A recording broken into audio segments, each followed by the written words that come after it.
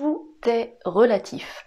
Alors dans l'absolu, on est d'accord. Relatif, absolu, vous avez 3 heures. Mais en informatique, il y a quand même quelques règles qui sont essentielles à connaître quand on débute et qu'on doit considérer comme intangibles. Au fil du temps, vous verrez qu'il y a des exceptions à tout, mais au début, pour progresser, il faut bien que vous ayez une base avec des règles fixes. Ces règles, j'en ai identifié 10, c'est pas beaucoup. Apprenez-les. Essayez de les apprendre par cœur, faites des lignes, ce que vous voulez, mais déjà si vous savez ça, ça vous donnera un énorme avantage pour la suite. La règle numéro 10 est probablement la plus importante, donc regardez bien la vidéo en entier.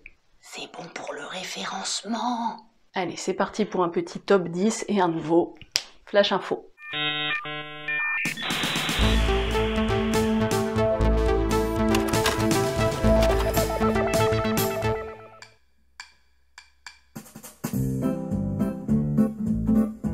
Règle numéro 1, si on vous dit cliquez, cliquez ici, cliquez sur cette icône, ça veut dire clic gauche. Le clic gauche, c'est votre clic principal. Si on veut vous faire faire un clic droit, celui qui fait apparaître les options, on vous dira clic droit, on vous dira faites un clic droit. Si on vous dit uniquement cliquez, ça veut dire clic gauche. Il faut que ça devienne un automatisme. Cliquez, clic gauche.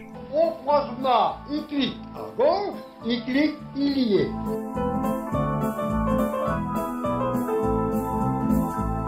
Règle numéro 2, Internet est un endroit. Internet n'est pas contenu dans votre ordinateur, c'est vous qui allez sur Internet à partir de votre ordinateur. Je vous renvoie à la vidéo que j'ai réalisée à ce sujet, je vous mets le lien quelque part par là, ou par là, je ne sais pas, je n'ai aucune coordination spatiale.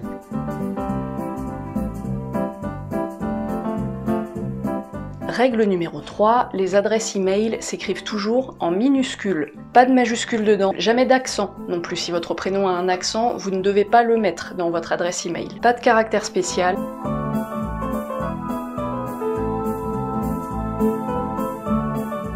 À part l'arrobase qui est au milieu et qui identifie une adresse e-mail, toujours en minuscules.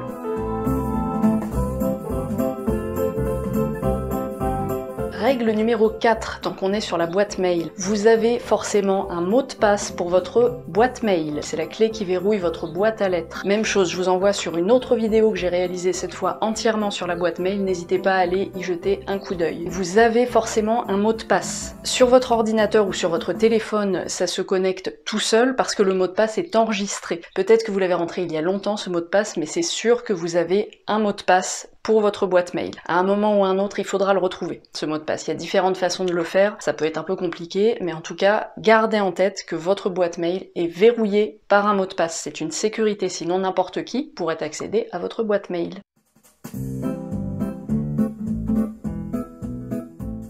Règle numéro 5 qui découle de la règle numéro 4, vos mots de passe sont strictement confidentiels, ne les donnez à personne. Ils sont privés, personne n'a à vous les demander, aucun organisme ne vous demandera jamais votre mot de passe. Là encore, j'ai réalisé une vidéo sur la sécurité sur Internet, n'hésitez pas à aller la voir. Vos identifiants et vos mots de passe sont personnels, confidentiels, vous devez être les seuls à les connaître. N'hésitez pas à les noter quelque part chez vous sur un calepin, tous vos identifiants, tous vos mots de passe. Pour les impôts, vous avez un identifiant, un mot de passe. Pour votre compte Amélie aussi, pour votre boîte mail aussi. Si vous commandez des choses en ligne sur des sites de vente, même chose, identifiant, mot de passe. Au bout d'un moment, on en a des tonnes. Du coup, c'est important de les noter quelque part, à moins d'avoir une super mémoire.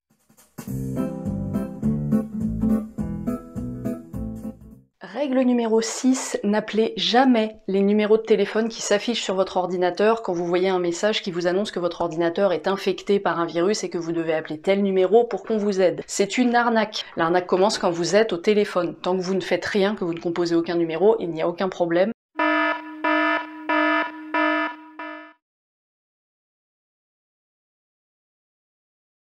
Redémarrez votre ordinateur, normalement c'est suffisant pour faire disparaître ce genre de choses. Ne vous faites pas avoir par tout ça, c'est une tentative de phishing. Même chose, je vous renvoie à la vidéo que j'ai réalisée sur les dangers d'Internet.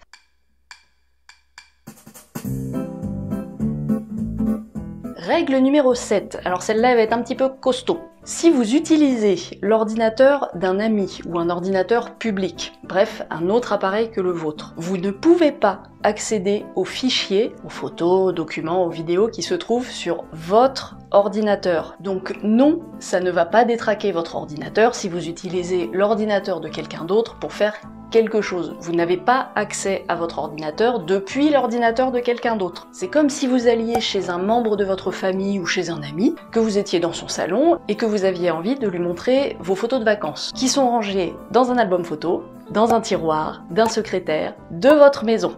Ça n'est pas possible, vous n'êtes pas au même endroit. La seule façon de faire ce genre de choses, de montrer des fichiers à vous, à une autre personne depuis son appareil, c'est de se connecter à ce qu'on appelle un drive ou un cloud, mais c'est un autre sujet, on va pas en parler aujourd'hui, ça va perturber tout le monde.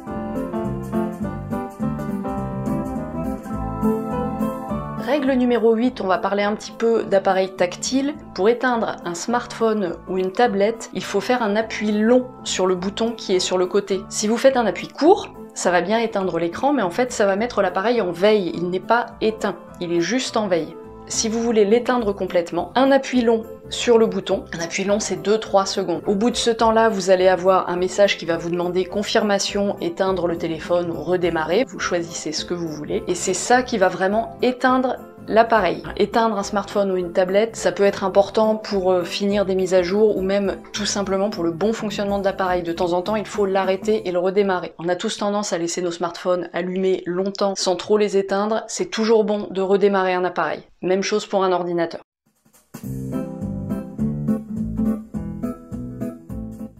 Neuvième règle. Celle-là, elle est mignonne, vous allez voir. On ne dit pas papier-collé. On dit copier-coller. Je l'ai entendu plusieurs fois, le papier-coller. Je trouve ça très mignon, sans aucune moquerie de ma part. Vraiment, je trouve ça trop mignon, ça me fait penser au papier mâché, voilà, ça me ramène à mon enfance, voilà. Mais ça n'est pas le papier-coller, c'est le copier-coller. C'est important de connaître le terme parce que ça vous explique déjà un peu comment ça fonctionne. On copie un élément pour le coller ailleurs. Papier-coller, ça n'a pas grand sens en informatique. Donc copier-coller. Mais vraiment, c'est mignon, vous pouvez continuer à le dire, moi je trouve ça adorable.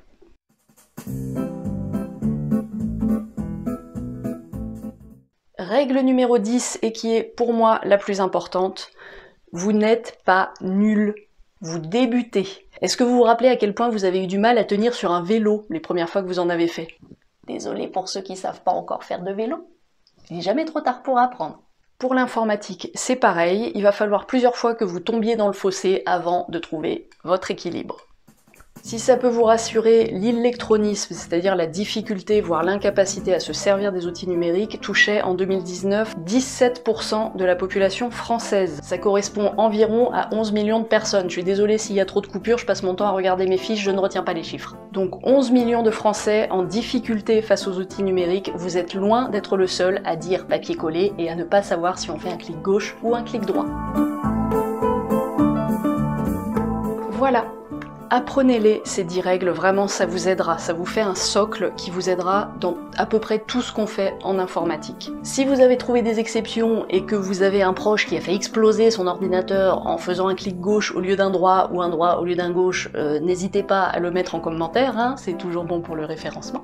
Encore une fois, sur certaines de ces règles, il y a évidemment des exceptions, des façons détournées de faire telle ou telle chose, mais vraiment dans l'absolu, ce sont des règles à respecter et à intégrer. Une fois que vous comprendrez les grands concepts de l'informatique, tout sera plus simple. Et en tout cas, ne vous découragez pas. Continuez à apprendre, vous progressez même si vous avez l'impression de faire du surplace. Et maintenant, c'est à vous!